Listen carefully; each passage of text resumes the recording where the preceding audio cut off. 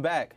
Now, when we think about the game of basketball, it's only right we tap in with the best of the best. This guy is the founder of 3PBL, and he's always inspiring the youth, young adults, and teenagers, and so much more. Plus, he's inspired me, and I'm honored to have him on the show. Make some noise for Shirod. What's up, bro? What's going on, y'all? What's going on, bro? Appreciate you for having me. Bro, this one's long overdue, but I'm excited, and just want to go straight in. We both have a love for the game of basketball. Absolutely. But I'm curious, why did you want to become a coach? I mean, there's so many avenues in basketball. Some people want to go into personal training and so much more, but you chose the coaching route. I think it's part of the position that I played. Being a point guard, you're kind of like the coach on the floor. Just being able to put people in positions to be successful, and most importantly, wanting to see people succeed. So, I just love seeing people win, and anything I can do to help them win, that means a lot to me.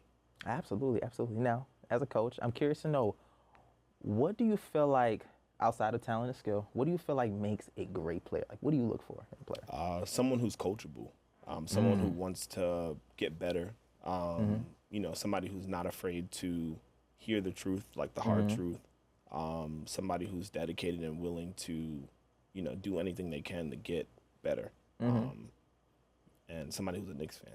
I'm kidding. Okay, cool.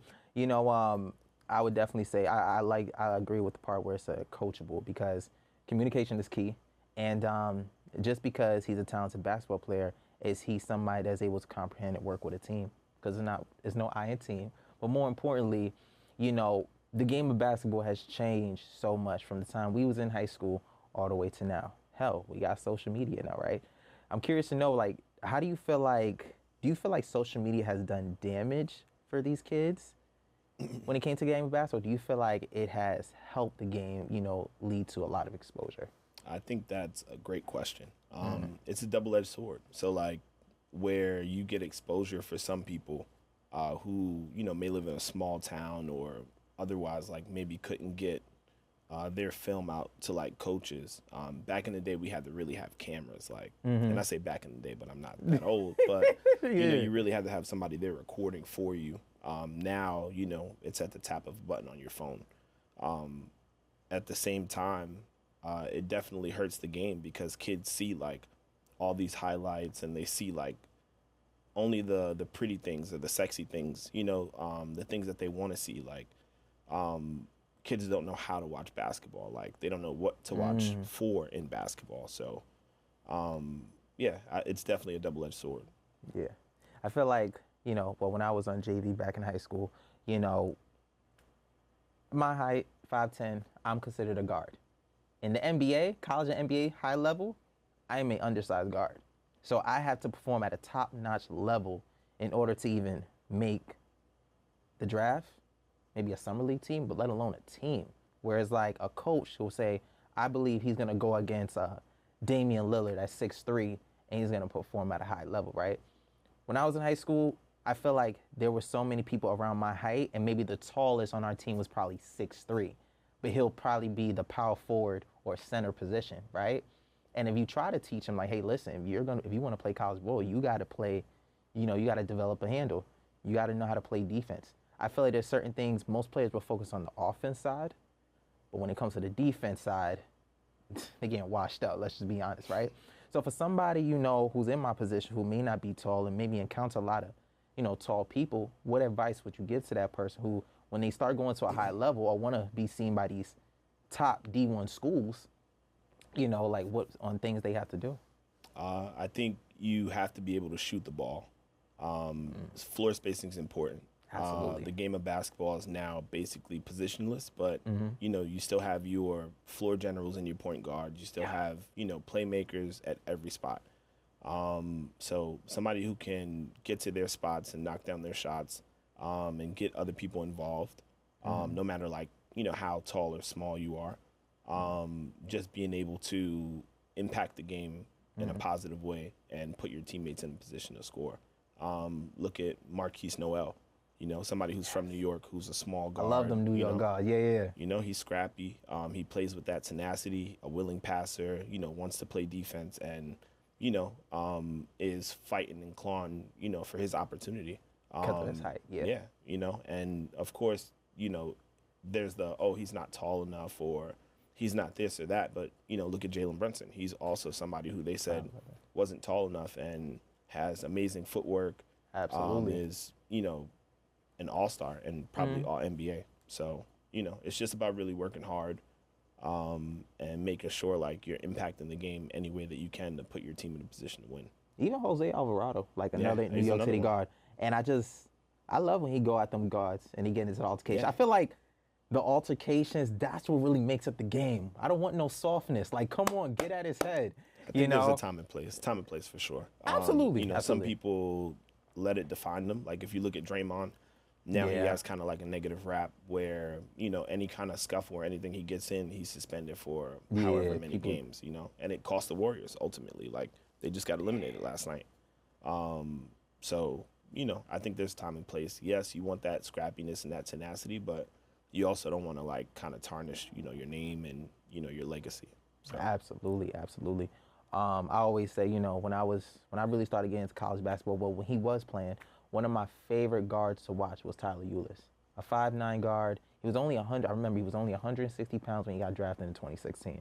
But what I loved about his game was that, okay, he may not be a stocky guard, but he knows how to space the floor.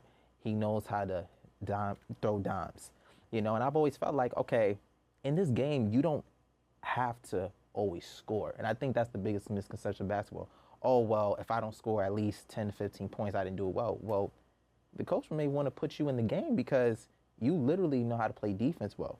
You know how to grab the boards. Okay, so what? Maybe you had 5 rebounds and 5 assists, but no points, right? The coach may say, no, I still like this player for what he does.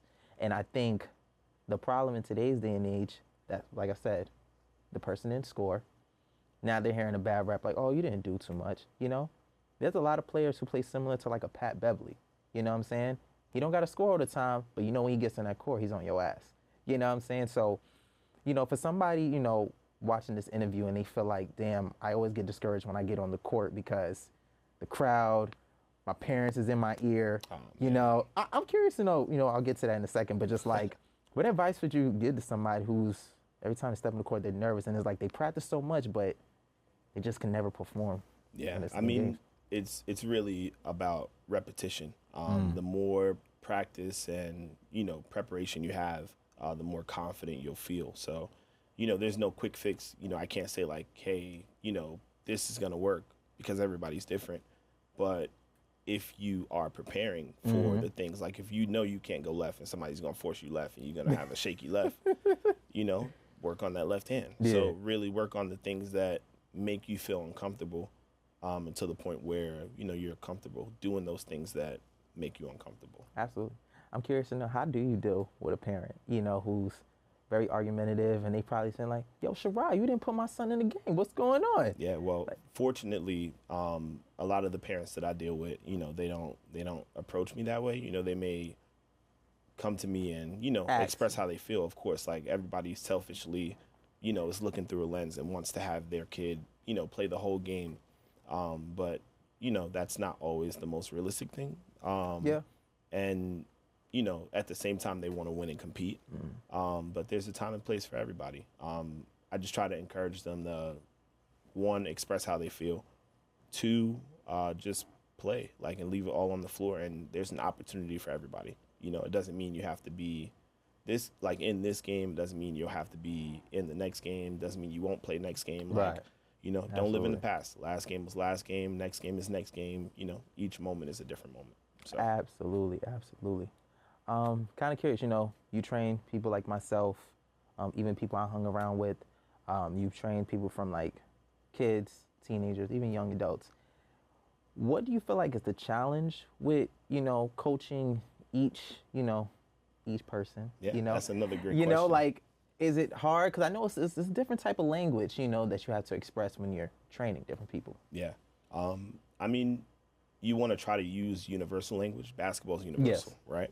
For somebody who's young, they're watching the game, they see Steph Curry or Caitlin Clark, shooting a bunch of threes, and that's like, I want to shoot. I want to work on threes, coach. And I'm like, well, first you got to be strong enough to work on threes.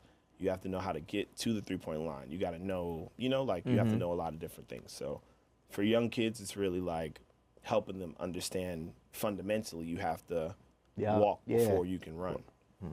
For somebody who is a little more, who has a little bit more ability in their game, like a teenager, you know, they kind of understand who they are and what they're good at and what they're not good at, you know, but they're always constantly comparing themselves to their friends. So, you know, they're like, I want to do what he's doing. I want to do what she's doing. So it's really just like you have to focus on yourself. Like, you know, compare yourself to yourself yesterday. Don't compare yourself to your friend who's, you know, maybe at a different level or in a different place or anything like that. And then for older people, you know, male or female, it's really just being precise. Like, you know, like we're working on this. Like you said, like we're looking at film. Film is like a big thing for all ages, right? So it's like we're working on like precise things and you want to try to get this result. So I think that's the biggest difference. But a lot of the language is universal because you want to help them get to that next level. Absolutely.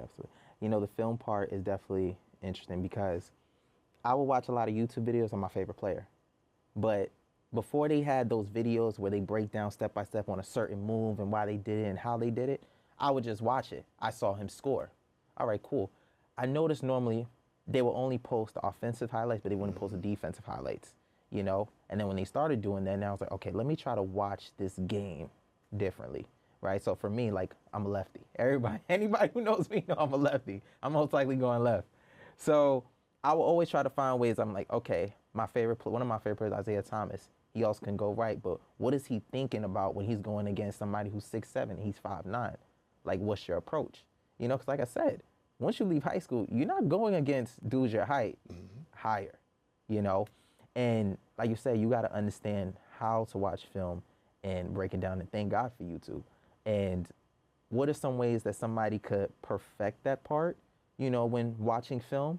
Because they have to understand, like, hey, we're not going to look at the offensive side. I'm also going to show you that, hey, he could have did this better, that better. Like, what are some things that somebody could look for when watching film? I think understanding that all information isn't good information. You know, like they could be watching 60 different videos and it's telling them the wrong thing. That's the bad part about social media. You know, so it's about finding who's speaking, you know, the right language and who's speaking about what is fact over like opinion. Like, oh, if you do this drill 50 times, like you can dunk. Like, and it's like, Cap. you know, like all that stuff. Like there's a lot of crazy drills with like everybody doing everything, you know, and at the end of the day, like kids have to be fundamentally sound. You have to be able to pass, dribble, shoot, you know, rebound, play defense. Triple threat, like, you have to understand different language. Like some kids don't even, you know, like know how to pivot or reverse pivot or what that means. So a lot of the pride that I have in working at Asphalt Green and at Avenues and coaching at those places is that we value those things, and the kids have been excelling because of those things. So, wow, absolutely. You know my team gonna go. You know we gonna face y'all soon. I don't know if y'all want that smoke. I don't know, man. But I hope we do, man. Kind of want to shift gears a bit. You know, outside of basketball, you know, when you want to just unwind, relax, just get away from the game for a bit. You know, because this is your profession. What do you like to do during your free time? Free time, I don't know if I have free time, but really? You know, I definitely work a lot. I spend time with my family, my fiance. Congrats. Thank you. And we're expecting. So, you know, we've just been really spending a lot of time together. We like to watch movies. We like to listen to music, you know, go out to eat. We love steak. Steak is like, that's the go-to. Oh my gosh. Have you been to Cut? Nah, you gotta go to Cut. Okay, I'll check it out. Yeah.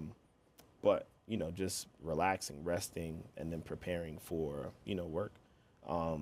It really never ends. Like, I love spending time with the kids that I work with, helping them develop their skills, like their left hands and their jump shots and, you know, their different abilities, the things that they're passionate about, because I was once that kid. So, right.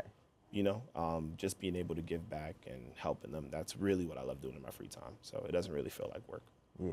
I know on, you know, with social media, like I said, I understand there's pros and cons to it, you know. I know you probably hate those Instagram refs probably comments and be like, yo, that's a travel. Why you teaching him that? And it's like, my man, do you even know how to pivot? I mean, like I said, all information isn't great information, just like all comments aren't like valid comments. So, everybody's going to have an opinion. I try not to like focus on everybody's opinion. Everybody sees the world differently. So, yeah, I mean, I've seen some crazy videos of, there's this one guy who like purposely does different moves that travel. And I'm just like, it's all for And it's clicks. like it's misleading. Yeah, it's the public. A lot of it's for attention. Yeah. So outside of that, I think whoever's looking for that particular drill, it'll help them. So yeah. I feel like you do an amazing job with the community. Thank you. Just teaching the value of not just basketball, but leadership, brotherhood, communication, like the whole nine. You even have your annual basketball league, 3PBL. What I like about it, and thank you for letting me participate in it, 5 years ago, is that the 3 Ps, so just kind of curious to know why you chose those specific words, because I like one of my favorite is one of them, but I'm gonna allow you to mention it and just talk about, what it has done, just for the Lower East Side, but just the world itself. Yeah, just speaking on like the tournament, I haven't ran the tournament since COVID. Yeah. But, I'm thinking about bringing the tournament back just because so many people are like, what about 3PBL? Like, what's going on? We want to get back into it. And I'm excited about that. Like, and it's humbling to hear, but at the same time, it's very exciting because it was a different experience than what everybody else was kind of doing at the time, for everybody else's like tournaments and stuff. But speaking on the 3 Ps, the 3 Ps are purpose, poise, and passion.